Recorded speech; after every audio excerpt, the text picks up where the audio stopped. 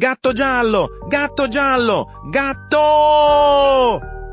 Mamma mia, il poveretto ha perduto la sua amica libellula e ora lui cerca nel giardino senza fine. Sì! Deve trovare 123 libellule nuove per riempire il vuoto in cuore, ma lui ha solo 2,5 € e una moneta di cioccolato. Perché il mondo è così crudele? Crudele! Grida mentre il sole tramonta dietro le colline.